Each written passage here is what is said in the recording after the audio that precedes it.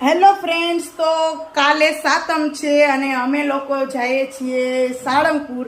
તો એના માટેનો જો સામાન પેક થવા માંડ્યો છે.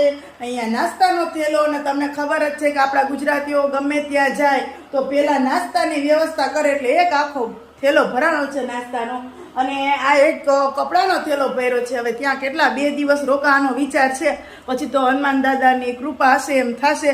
તો અમે તો સાતમ આઠમમાં સાળંગપુર જાય છે, તો તમે ક્યાં જાઓ છો એ કમેન્ટ જરૂર કરજો, એટલે અમને ખબર પડે કે અમે એક જ નથી જતા ને, ઘણાય જાય છે ફરવા. કે બધા પતે જ રમતા ના હોય, ફરવાવાળા પણ હોય, રમવાવાળા પણ હોય, બરોબર છે. તો તમારે જરૂર કમેન્ટમાં કહેવાનું છે કે તમે ક્યાં જાઓ છો. અને અમે કહી દીધું કે અમે તો જો સાતમ આઠમના તહેવારમાં હનુમાન દાદાના સાનિધ્યમાં જવાના છીએ. તો બધાને ભાવથી જય સ્વામિનારાયણ, જય શ્રી કૃષ્ણ, રામ રામ. અને હવે તો સાળંગપુર પહોંચ્યા પછી ત્યાંનું વિડીયોઝ બનાવશું અને આમાં અપલોડ કરશું. તો જોડાયેલા રહેજો અને ફોલો કરજો.